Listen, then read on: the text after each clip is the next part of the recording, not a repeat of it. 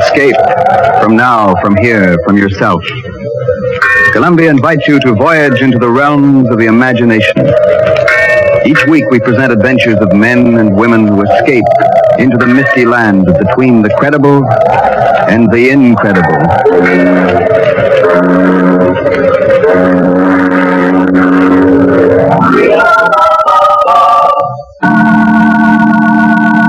Tonight's story of escape tells of a dummy with a wooden head and wooden arms and even a wooden heart who served a master until one day this master heard him say, "I've had enough of you. I don't need you anymore."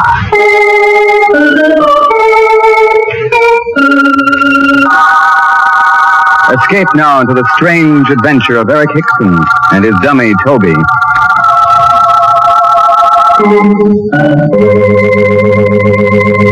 This is a story told backstage in many an English music hall and London cabaret, when the performers are sitting around waiting to go on, or when they finish their evening show.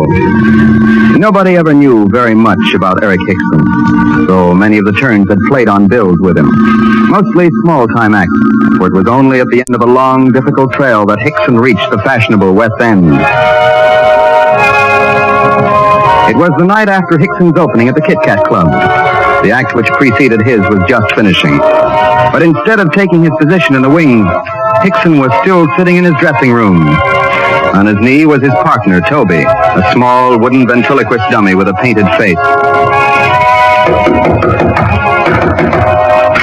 I say, Hickson, what's holding you up? You're on in a minute. Are we? Of course you are. We've got a splendid house out there, and I want to introduce you. Wait, Bigelow. Well? We can't go on. What? We can't. It's quite impossible. What nonsense is this? You hear the dances are going on. It's Toby, Bigelow. Toby, he refuses to talk. Toby, your dummy? Yes, I can't get a word out of him. Hickson, what is this? A rib? Certainly not. Well, you're a ventriloquist, aren't you? At least you were last night. Let the customers talk and hold hands. Huh? The stage is just as empty when we're on it. Toby, Hickson, what the devil are you up? Go on, Bigelow. Get out there and tell them we're not appearing. So your dummy won't talk, won't he? It's the very first time he's spoken all evening, I swear it. Who'd want to say anything ever again after those reviews we got on our opening last night? He knows he's beyond his depth here, Bigelow. He's frightened. Stop this gagging. Of all nights when you should want to be particularly good, with Mel Baxter in the house. Mel Baxter? The American ventriloquist? Yes, the star of the American Wireless. And he married that gorgeous blonde in his last picture. Yes, she's with him at the table out there. What kind of nonsense am I talking to this dummy? Dummy yourself. Go on, big mouth. Get out there and introduce us. I want to see Mel Baxter.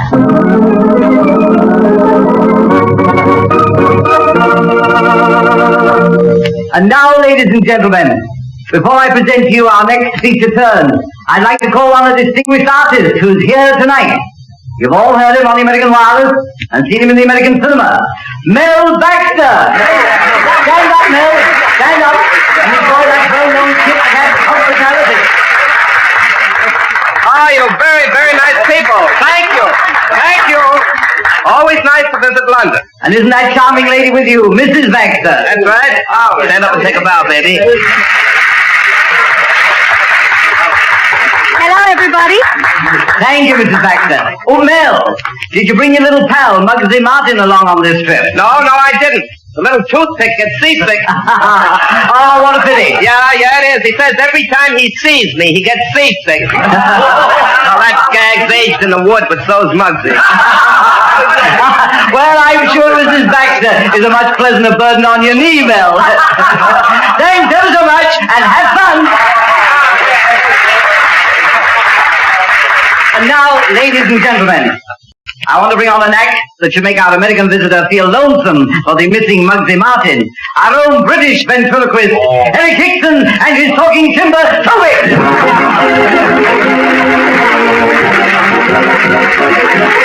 Well, good morning. Hey, Hickson, go easy on that good morning stuff. Why, Toby?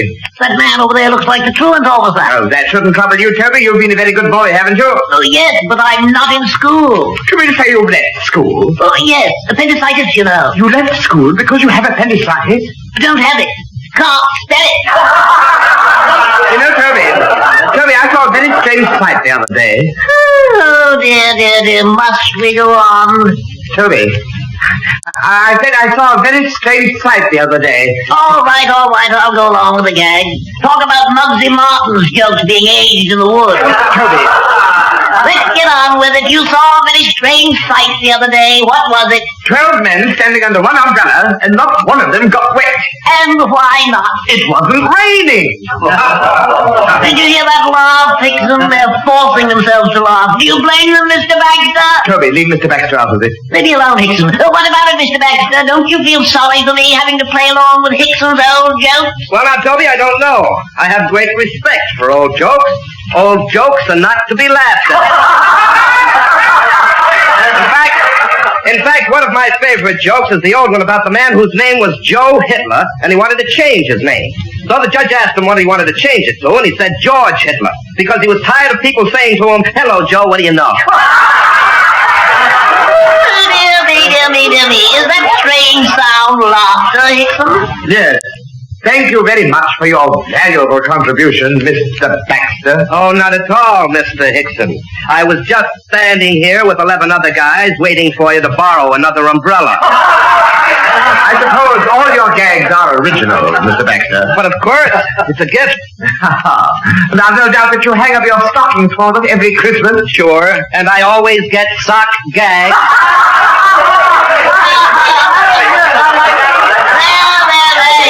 You'll see what happens when you try to talk a real comedian. And Mr. Baxter will go right on top of you for the rest of the night. Give up together, Hickson. Give up together.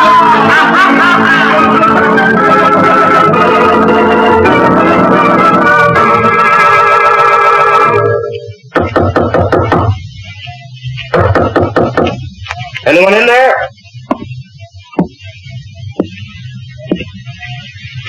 Who is it? No, Baxter, Hickson. Mr. Baxter? Well? How do you do? Mind if we come in for a minute? All right. If you like. This is my wife, only Mr. Hickson. Mrs. Baxter. Hello, Mr. Hickson. Won't you sit down? Just throw that dressing gown on the floor. Oh, thanks. Well, so this is your boy, huh? Nice carving job. I'm very handsome. Don't you think so, Mrs. Baxter? You're a dream man, Toby. Who made him for you? Don't put your hands on him. Oh, I'm sorry. Haven't you done enough damage tonight?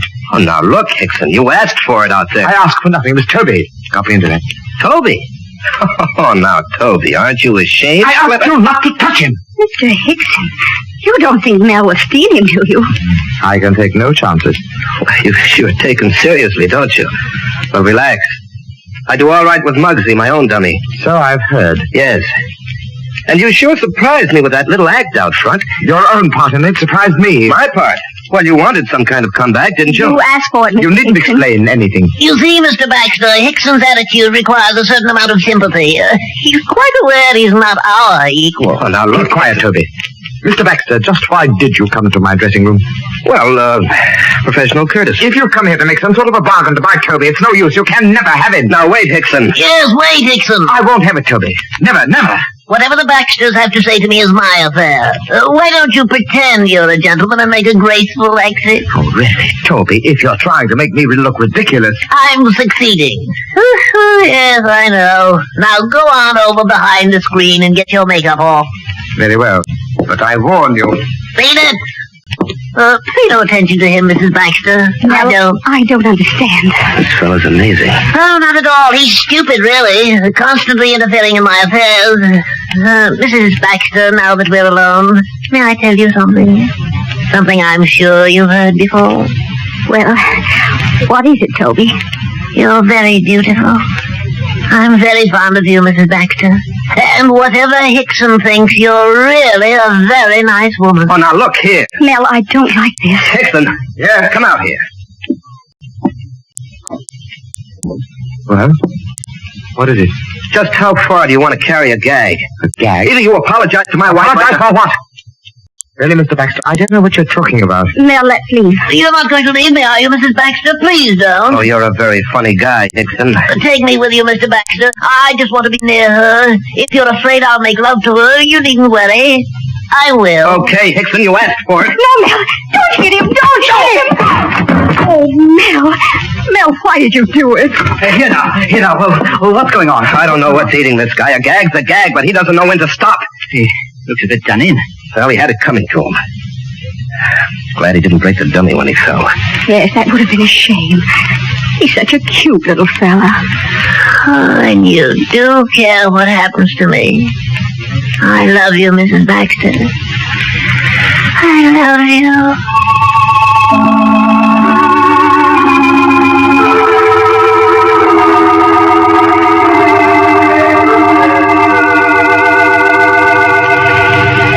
Feeling all right again, old chap?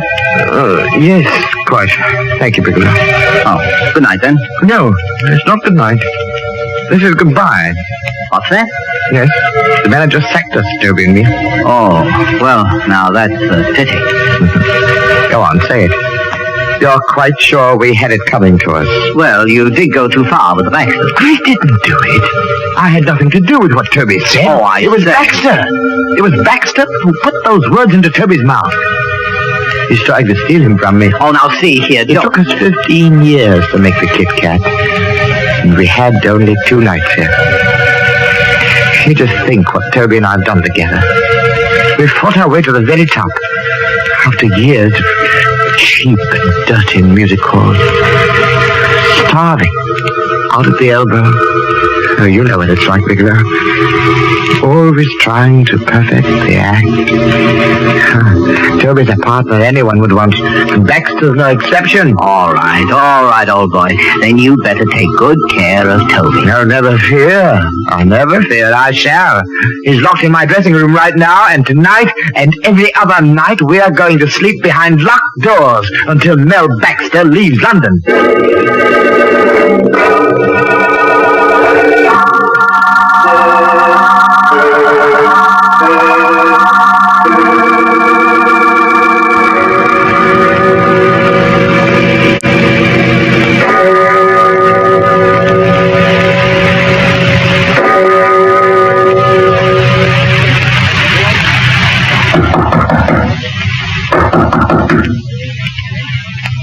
Who's there?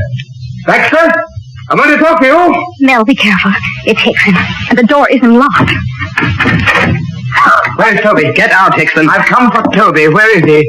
You've stolen Toby from me, and I've come to take him back. I haven't seen your dummy since we were in your dressing room tonight. You lie! You came and stole him from me whilst I was asleep. Sure. I never travel without my burglar tools. Now listen, Hickson, I only knocked you down before, but this time I'm going to finish a job. Mel! I'll handle this my way, baby. No, Mel, look. On the floor. What? On the floor at the foot of my bed. Toby! What? Oh, Claudia, how did... Toby, there you are. I found you. Oh, my poor little Toby. He kidnapped you. Now look, Hickson, I haven't the slightest idea how your dummy got here. Mel, look how he's shaking that awful thing. Wake up, Toby. He's trying to wake it up. Oh, come now. You're not deceiving me. You know I'm here. Go away and leave me alone. I'm through with you, Hickson. I can't stand it, Mel. Easy, baby. Now look here, Hickson, maybe you're ill or mad or... Ill? You took Toby away from me and you say I'm ill? I didn't take him. You brought him here. You must have. Maybe while you were walking in your sleep. Mel, he's got a gun. He won't shoot. Come with me, Toby. We are going home again. No, Hickson, I won't go with you. I'm going to stay here forever. What? This is some trick. Baxter, you've influenced him against me. You're putting words into his mouth. Oh, look, Hickson, will you relax? I tell you I had nothing to do with this. I couldn't have. Nothing to do with it. You're a devil, Baxter. You tried to steal Toby away from me, and now you're trying to drive me mad. Hickson, will you listen to reason? No! No, I won't listen to reason. I won't. Oh, you beastly man. Pick up this gun before you hit somebody with it, baby. I've got it, Mel. It's not Now, true. stay where you are, Hickson. What? Oh, no. Oh, no, I'll do nothing of the sort. You're insane. Hickson, you're the one who's sick. I'm trying to help you. Help me! You're trying to take Toby away from me. Look, will you let me get a doctor? No! You fool! You'll never get Toby away from me. I'll take him where you'll never see him again. Never! Hickson! Claudia, that man's desperately ill. We've got to get a doctor.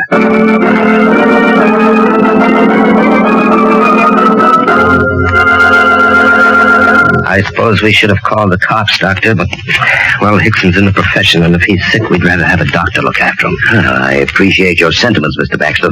What's made him act this way? What's wrong with him? Well, I can't give an opinion without seeing him, without talking with him. But perhaps your husband may have some idea. Me? You're a ventriloquist, Mr. Baxter, but a more successful one than Hickson. And, too, you're happily married. Less introspective, perhaps. Isn't it quite possible that Hickson, in his loneliness, his struggles for success, may have become so accustomed to thinking as two people that the personalities have actually become divided? Why, I don't know. Yeah, I can see how that might happen. You mean he thinks he's two people? No, Mrs. Baxter, he doesn't think he's two people. It's possible he doesn't know these personalities have become divided. That Toby now might be said to live within Hickson without Hickson's knowing. And Then what's going to happen to him? well, it's something he'll have to fight out within himself. If we can keep the dummy away from him, he may recover. Oh, but Doctor, he took it with him. And we've no time to lose. Where does he live? Have you any idea? No, but I can find out. Well, then we'd better go at once. He must be separated from that dummy.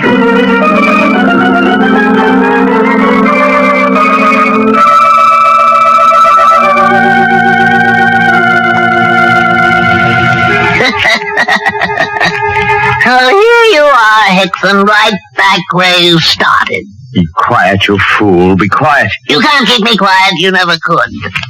Where would you have been if I'd kept quiet? How can you be so ungrateful? I made you what you are.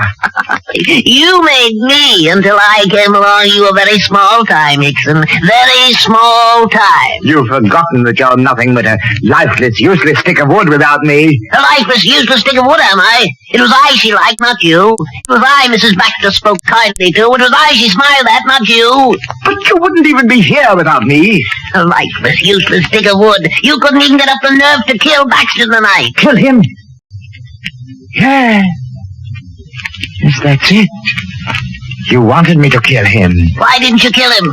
Think she could have belonged to me. I could be with her forever. Oh, you fool. You know that's impossible. You're just saying that. You're jealous. Jealous. Jealous. Toby, please. Don't say these things. It's the truth. You're a weakling, a coward. Toby, I beg you. You mean nothing to me anymore, Hickson. You're weak. No, I'm not. You monster. Oh, this is more than the mind can bear. I can't stand it. I've got to get rid of you. I can kill you. I'll destroy you. Hickson, take your hands off me. I'm through with you. Take your hands off me. No, I'll kill you. You vulgar little beast. Excellent. Stop. Die, you monster. Break your head. Tell me this. Come on. Tell me. Now. Talk back. You little monster. You'll die, you hear? Now tell me I'm weak. You can't kill me, Hickson. No matter how you try, you can't kill me. You're still a failure. I'll show you who's a failure!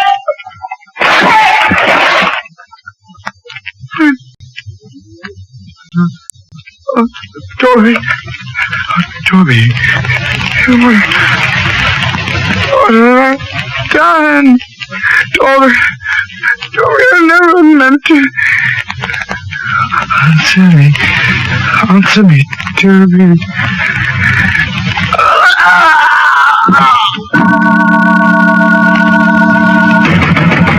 Hexton, are you in there? I'm waiting outside the door.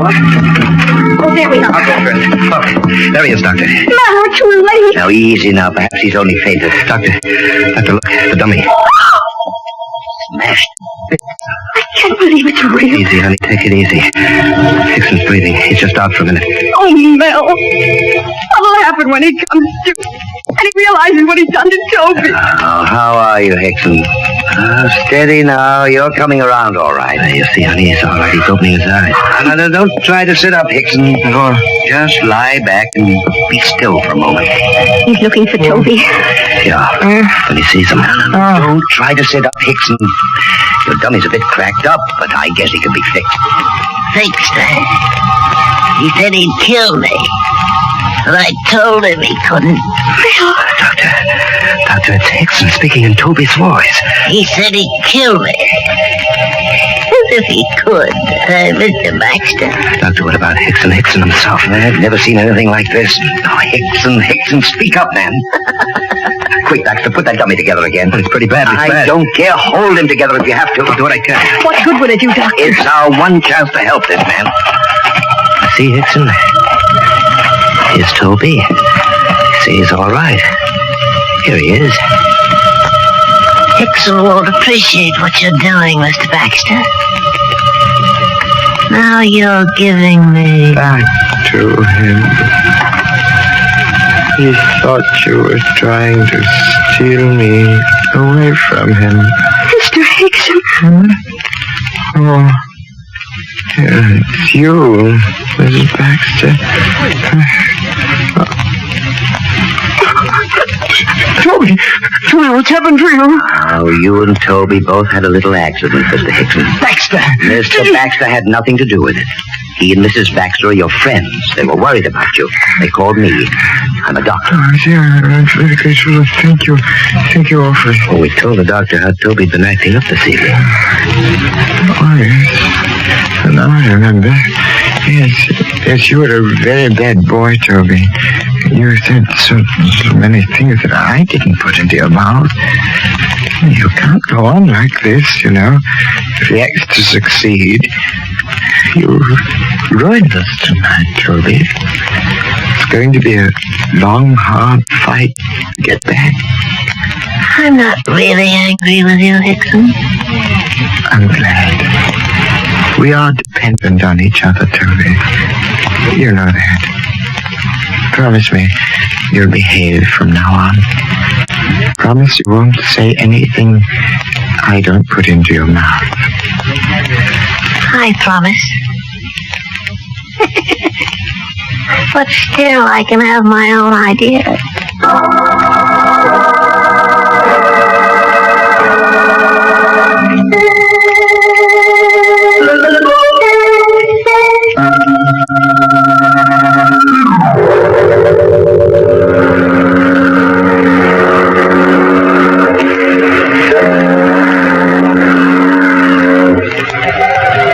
Tonight's voyage of escape into the realms that lie between the credible and the incredible has ended. But we hasten to invite you to voyage with us at the same time next week, when we will bring you the strange adventure of a man who searched the Brazilian jungles for a diamond as big as the Ritz. Your ticket for the voyage is merely your desire to join all hands aboard when CBS again presents Escape.